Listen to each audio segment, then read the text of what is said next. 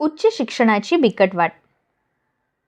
काही गोष्टी या कल्पिताहून अद्भुत असतात. आपल्याला स्वतःलाही त्यावर विश्वास ठेवणे कठीण जाते. मात्र परमेश्वराच्या मनात काय असते हे आपल्याला उमगत नाही. त्यासाठी आपण जे काही करतोय ते प्रामाणिकपणे आणि पूर्ण श्रद्धेने करणे गरजेचे असते. याची अनुभूती मी जीवनातील काही प्रसंगाने घेतली आहे. त्यातला एक प्रसंग माझ्या काळजावर कोरला गेलाय. त्याचं झालं असं की माझं महाविद्यालयीन शिक्षण सुरू झालं. आजवर देगलूरच्या बाहेर कधी राहिलो नव्हतो, त्यामुळे जगरहाटीचा अनुभव नव्हता. वडिलांच्या परवानगीने प्रथमच नांदेडला विज्ञान महाविद्यालयात दाखल झालो.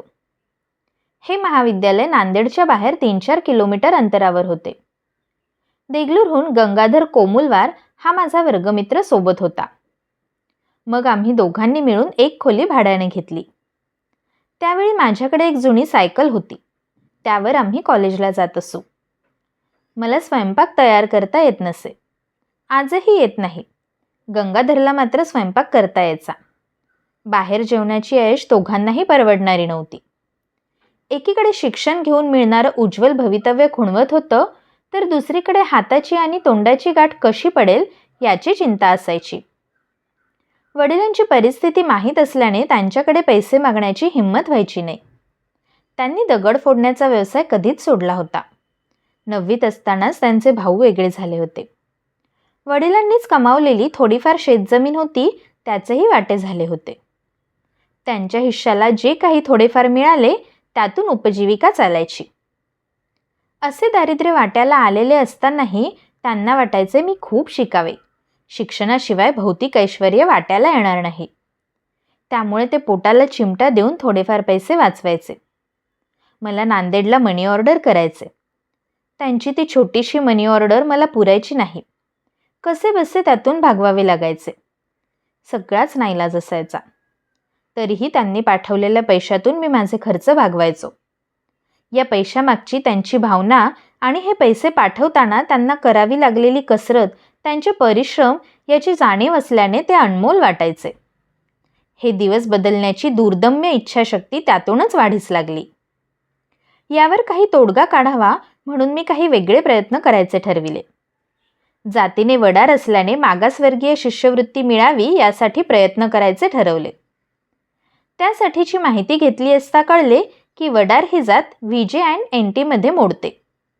आजवर जात आणि त्यामुळे मिळणारे फायदे याची कसलीच कल्पना नव्हती. आजच्यासारखा कट्टरतावाद त्यावेळी नव्हता. आपल्या शिक्षणाला हातभार लागावा यासाठी जे काही करता येईल ते करायचे असे मनोमन ठरवले होते. त्यामुळे तहसील कार्यालयातून जातीचे प्रमाणपत्र मिळू शकते का याची चाचपणी करायचे ठरविले. मग मी देगलूरच्या तहसील कार्यालयाशी संपर्क साधला. संबंधित कारकुनाने तपासणी केली. त्यातील सत्यता समजून घेऊन त्यांनी प्रस्ताव दिला आणि तहसीलदारांकडून एसटीचे प्रमाणपत्र दिले. ते प्रमाणपत्र मी नांदेडच्या महाविद्यालयात दाखल केले आणि मला महिन्याला 40 रुपयांची शिष्यवृत्ती सुरू झाली. ती देखील नियमित मिळत नव्हती, पण थोडाफार हातभार लागत होता. त्यातूनही आणखी कोणी गरजू भेटला तर त्याला मदत करून प्रसंगी आमची उपासमार व्हायची. आई वडिलांकडून ही संस्काराची शिदोरी लाभली होती. घरात अष्टदारिद्र्य असले तरी आपल्याला जे शक्य आहे ते सहकार्य समोरच्याला करावे ही शिकवण त्यांनी दिली होती. ती माझ्या अंगात मुरलेली असल्याने असे प्रकार घडायचे आणि उपासमार व्हायची. स्वभावाला औषध नसते हेच खरे. गंगाधर आणि मी दोघेही परिस्थितीने जेमतेमच होतो. त्यामुळे जमेल तसे भागवत होतो. एके दिवशी अचानक त्याचे वडील आले. त्यांनी सांगितलं की त्यांची बदली नांदेडला खादी भांडार येथे झालेली आहे. त्यामुळे गंगाधर त्यांच्यासोबत राहायला गेला. आता माझी पंचाईत झाली. एकट्याला हे सगळे खर्च न परवडणारे होते. त्यामुळे मी राहण्यासाठी दुसरी खोली शोधणे सुरू केले. याच दरम्यान मला कला शाखेचे 2 विद्यार्थी भेटले. त्यांची खोली थोडी मोठी होती, त्यामुळे त्यांनी मला त्यांच्यात सामावून घेतले.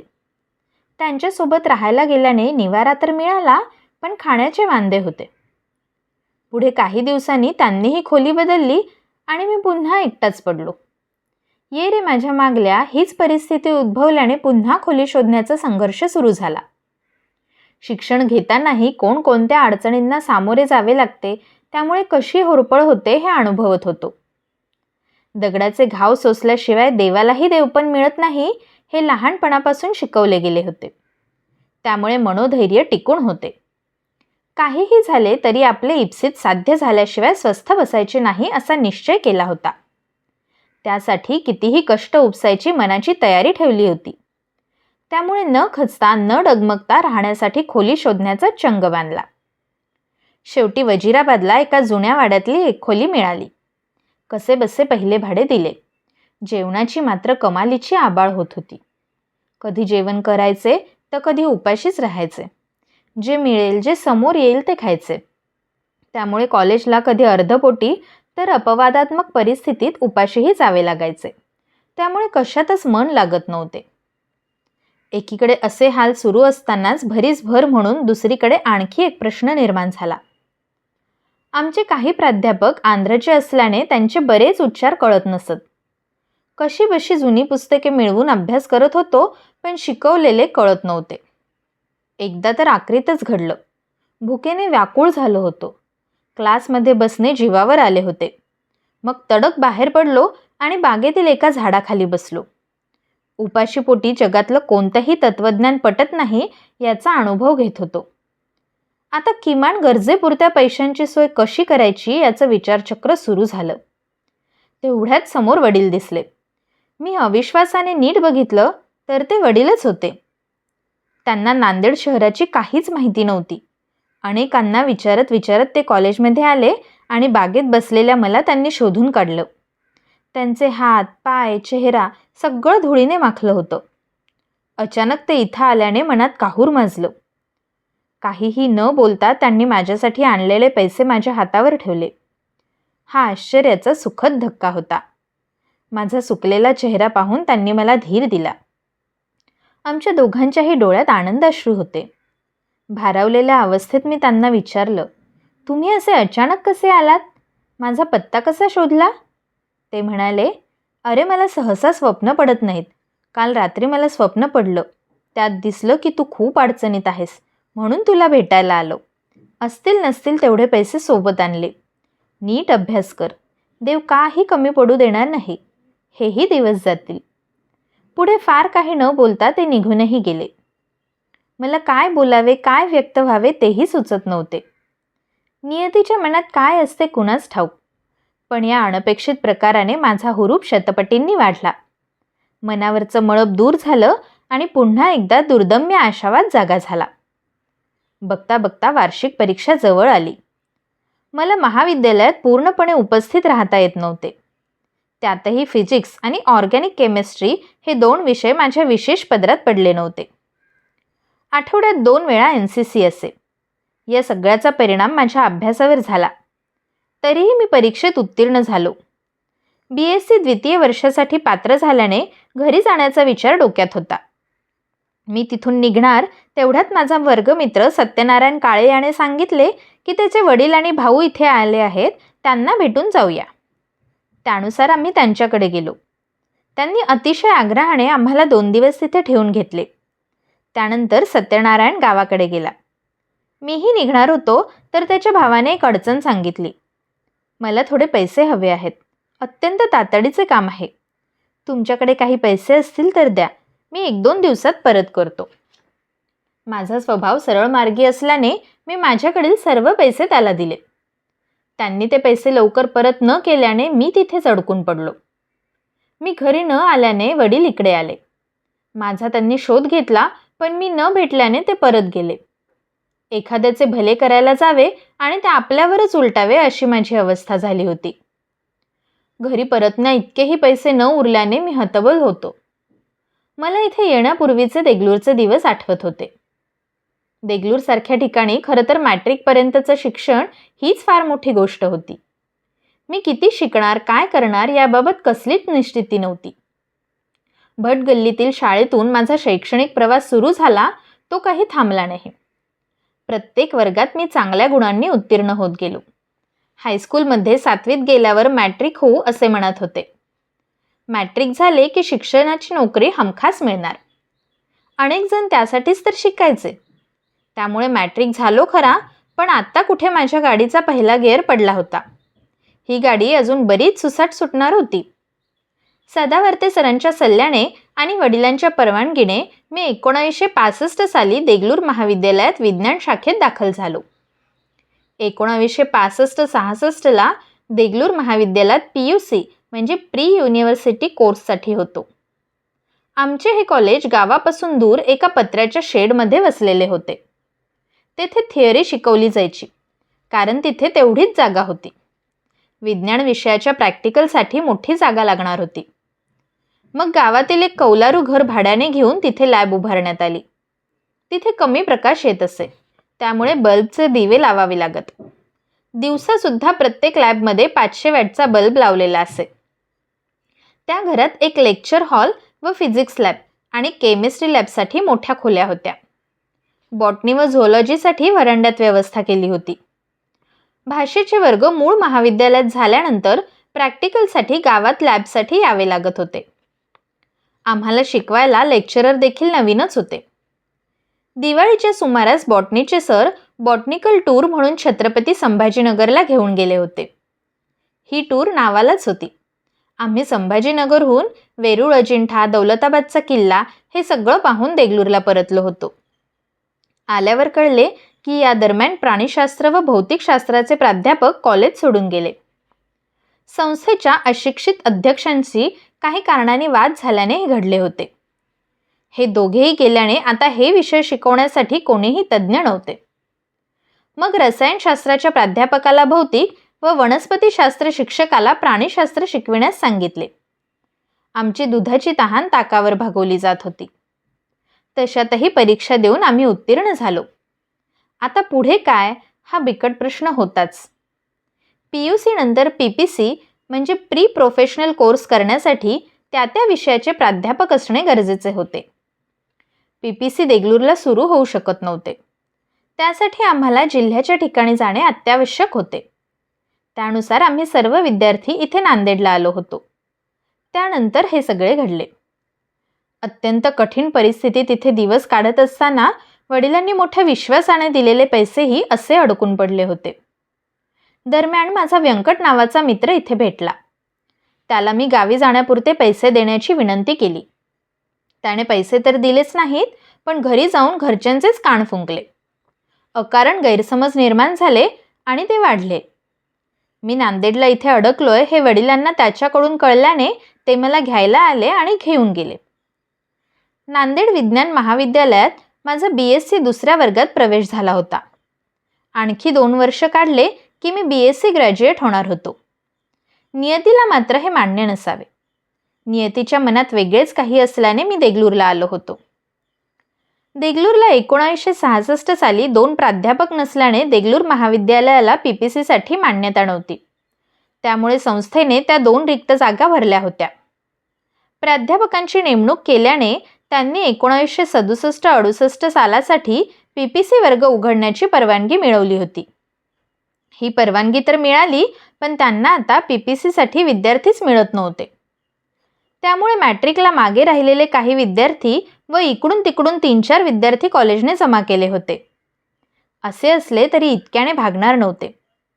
मागे राहिलेला माझा वर्गमित्र माणिक जोशी व इतर मित्रांनी माझ्याकडे आग्रह धरला की मी देगलूरला PPCT देगलूर महाविद्यालयातून रिपीट करावे. चांगले मार्क मिळवून वैद्यकीय महाविद्यालयासाठी प्रवेश घेण्याचा प्रयत्न करावा आणि डॉक्टर व्हावे. असा काही प्रयत्न करावा का याचे माझे विचारचक्र सुरू झाले. दुसरीकडे माझे जुने प्राध्यापक आग्रह करत होते की तुम्ही इथेच प्रवेश घ्या. त्यांना मी सांगितले की नांदेडच्या सायन्स कॉलेजमधून माझे लिव्हिंग सर्टिफिकेट मिळणार नाही, कारण तिथे माझा BSc द्वितीय वर्षात प्रवेश झालाय. त्यावर ते म्हणाले, त्याबाबत निश्चिंत रहा, आम्ही ती व्यवस्था करतो. तुम्ही प्रवेश अर्ज दाखल करून टाका. माझे मन वळविण्यात ते यशस्वी झाले. अशा प्रकारे देगलूर महाविद्यालयात मी PPC रिपीट करण्यास तयार झालो. मागच्या वर्षभरात देगलूर कॉलेजची कच्ची इमारत तयार झाली होती. ती गावापासून सुमारे 2 किलोमीटर अंतरावर होती. तिथे जाण्यासाठी कच्चा रस्ता होता. पावसाळ्यात चिखल व्हायचा. या दलदलीतून चिखलातून पायी जावे लागायचे. अशा जागेतील इमारतीत त्यांनी विज्ञान शाखेच्या दृष्टीने प्रयोगशाळा व लेक्चर हॉल तयार केले होते. आता नियमित कॉलेज सुरू झाले. सर्व प्राध्यापक मंडळी मनापासून मेहनत घेत होती. निकाल चांगला आला तरच पुढच्या वर्षाची परवानगी मिळणार होती, हेही त्यामागचे एक कारण होते. आम्ही पण मन लावून अभ्यास करत होतो. यावर्षी देखील बॉटनीच्या सरांनी बॉटनिकल सहल पुणे व महाबळेश्वर येथे काढली होती. त्यात PUC व PPC अशा दोन्ही वर्गातील विद्यार्थ्यांचा सहभाग होता. आमचे पुण्यातील प्रमुख स्थळासह महाबळेश्वर येथील सगळे पॉईंट्स पाहून झाले. आम्ही महाबळेश्वरला अनेक प्रकारच्या वनस्पती बाटल्यात गोळ्या केल्या. सर म्हणाले, या बाटल्यांवर प्रत्येकाचे नाव येईल. नंतर बघितल्यावर लक्षात आले की यावर फक्त प्राध्यापक सरांचेच नाव होते. परीक्षा जवळ आली होती. जीवशास्त्रासाठी आम्ही फक्त 4-5 मुले उरले होतो. त्यातही सलीम नावाचा विद्यार्थी अपात्र ठरविला गेला. आता फक्त मी, माणिक जोशी आणि शशिकांत देशपांडे असे तिघेच उरले होतो. परीक्षेचे वेळापत्रक आले. यावर्षी कॉलेजला 100% निकाल देणे गरजेचे होते. कॉलेजच्या पुढच्या वर्गाचे भवितव्य लक्षात घेऊन आम्ही सर्वजण जोरदार तयारी करत होतो. परीक्षेचा दिवस उजाडला. विद्यापीठाकडून परीक्षा केंद्रावर लक्ष ठेवण्यासाठी प्रतिनिधी आले.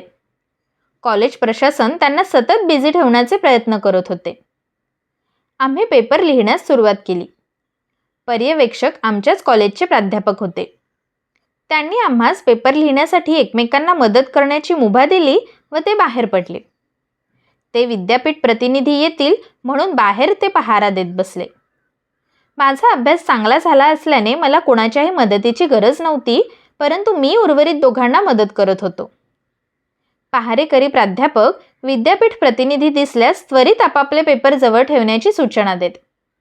अशा रीतीने थेअरी परीक्षा पार पडली. प्रॅक्टिकलसाठी नांदेडला सायन्स कॉलेजला जावे लागले. योग्य कालावधीनंतर निकाल आला. मी प्रथम श्रेणीत उत्तीर्ण झालो होतो. मला वैद्यकीय महाविद्यालयाची स्वप्ने दिसत होती. त्यामुळे वेळ न दवडता मी छत्रपती संभाजीनगरला जाऊन जातीच्या प्रमाणपत्रासह सर्व कागदपत्रे दाखल केली. मला प्रवेश नक्की मिळणार याची खात्री होती. चांगली टक्केवारी असल्याने मला हा आत्मविश्वास होता. मी कॉलची वाट पाहत होतो, पण कॉल काही आला नाही. एके दिवशी माझा मित्र रेणुकादास देशमुख मला भेटला. बोलण्याच्या ओघात आमची मेडिकलची चर्चा निघाली. तोपर्यंत ऑगस्ट महिना उजाडला होता. देशमुख गंगाखेडला असायचा. त्याने सांगितले की त्याच्या वाघमारे नावाच्या मित्राला जूनमध्येच कॉल आला व तो रुजूही झाला. हे ऐकून मी निराश झालो. माझी टक्केवारी चांगली असूनही कॉल का आला नाही हे मला कळेना. आता काय करावे या विचारात असतानाच माझ्याबरोबरच्या जोशी व देशपांडे यांना कॉल येऊन ते नागपूरला वेटरनरीमध्ये नंबर लागून रुजू झाल्याचे कळाले.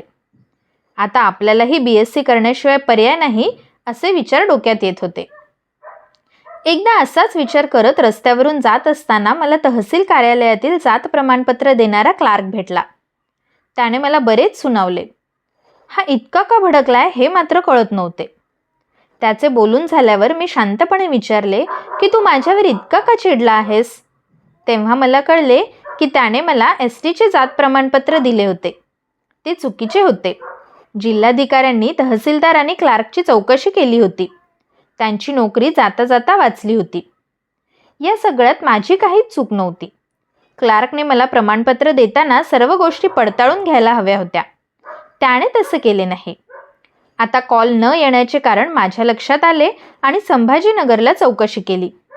तेव्हा संबंधितांनी सांगितले की आता काही होऊ शकत नाही. तुमची टक्केवारी चांगली आहे. तुम्ही ओपनमधून फॉर्म भरला असता तरी तुम्हाला प्रवेश मिळाला असता. तुम्ही प्रमाणपत्र दाखल केले व राखीव कोट्यातून अर्ज भरला. त्यामुळे आता काहीच होऊ शकत नाही. मी निराश झालो. आता BSc हा एकच पर्याय उरला होता. मी परत यायला निघालो. नांदेडपर्यंत रेल्वेने येऊन देगलूरच्या बसची चौकशी केली. बसला बराच वेळ असल्याचे कळल्याने तोपर्यंत फिरून यावे म्हणून निघालो. इकडे तिकडे बघत असतानाच समोर समाज कल्याण कार्यालयाची पाटी दिसली. सहज चौकशी करावी असे वाटल्याने मी तेथील क्लार्कला धाडसाने विचारले की वडार जातीला काही आरक्षण आहे का? तेव्हा कळले की 4 वर्षांपासून राज्य पातळीवर विमुक्त भटक्यासाठी 4% जागा राखीव आहेत. त्यांनी त्याबाबतची पुस्तिकाच माझ्या हातावर टेकवली. मी त्यांचे आभार मानले आणि तसाच आल्यापावली नांदेडहून संभाजीनगरला परत गेलो. संबंधितांना ती पुस्तिका दाखवली. त्यांनी मला सांगितले की तुम्ही डीन साहेबांना भेटा. मी डीन साहेबांची वेळ घेऊन त्यांच्या भेटीस गेलो. त्यांना मी सविस्तर माहिती दिली आणि ती नियम पुस्तिका दाखवली. डीन स्वभावाने चांगले होते. ते गुजराती होते. त्यांनी मोडक्या तोडक्या मराठीत मला सांगितले की ठीक आहे, आम्ही तुमच्या प्रवेशाचा विचार करू, पण तुम्हाला तसे प्रमाणपत्र 1 आठवड्याच्या आत आणावे लागेल. ते आणले तरच विचार करू, मग दाखला देता येईल. मी आनंदाने बाहेर पडलो. परत रेल्वेने नांदेड आणि पुढे बसने देगलूर गाठले. दुसऱ्या दिवशी तहसील कार्यालयात गेलो. त्याच क्लार्कला भेटून ती पुस्तिका दाखवली. त्या मंडळींची चौकशी झाली असल्याने तो मात्र पुरता घाबरला होता. मनात धास्ती असल्याने ते सहजासहजी प्रमाणपत्र देण्यास तयार नव्हते. त्यांनी मला सांगितले की प्रमाणपत्र हवे असेल तर तहसीलदार साहेबांना भेटा. मी त्यांना भेटून ती पुस्तिका दाखवली. ती बघून ते सावधपणे बघू इतकंच बोलले. मी त्यांना आग्रह धरला की 1 आठवड्याच्या आत मी हे प्रमाणपत्र घेऊन गेलो तरच मला वैद्यकीय महाविद्यालयात प्रवेश मिळेल. त्यामुळे माझी विनंती आहे की आपण लवकरात लवकर हे प्रमाणपत्र मला द्यावे. त्यांनी 1-2 दिवस फिरवले, पण मी काही पिच्छा सोडला नाही. 3-4 दिवशी मला यश आले. त्यांनी पुन्हा पुन्हा तपासून व योग्य जातीचे प्रमाणपत्र मला दिले. ते घेऊन मी तडक संभाजीनगर गाठले. वैद्यकीय महाविद्यालयात जाऊन ते प्रमाणपत्र दाखल केले. तिथे त्यांनी 4% कोटा तपासला आणि मला प्रवेश दिला. हे सगळे होईपर्यंत नोव्हेंबर महिना उजाडला होता. 1 टर्म संपली होती. बराचसा भाग शिकवून झाला होता. प्रॅक्टिकलही झाले होते. माझ्याकडे आता 1.5 वर्षातील 1च वर्ष शिल्लक राहिले होते. त्या वर्षभरात सगळा अभ्यास कव्हर करून उत्तीर्ण होणे माझ्यासाठी गरजेचे होते. त्या काळी MBBSचा निकाल सर्वप्रथम जाहीर करण्याचा विद्यापीठाचा रिवाज होता. जेमतेम 60% विद्यार्थीच उत्तीर्ण होत. मी जर उत्तीर्ण झालो तरच माझी शिष्यवृत्ती अबाधित राहणार होती. ही शिष्यवृत्ती बंद झाली तर गावाकडे परत जाण्यावाचून माझ्याकडे दुसरा पर्याय नव्हता. माझ्या स्वभावाप्रमाणे मी हे एक आव्हान समजून स्वीकारले. काहीही करून उत्तीर्ण व्हायलाच हवे अशी माझी दुर्दम्य इच्छाशक्ती होती. त्या दृष्टीनेच माझे प्रामाणिक प्रयत्न सुरू होते.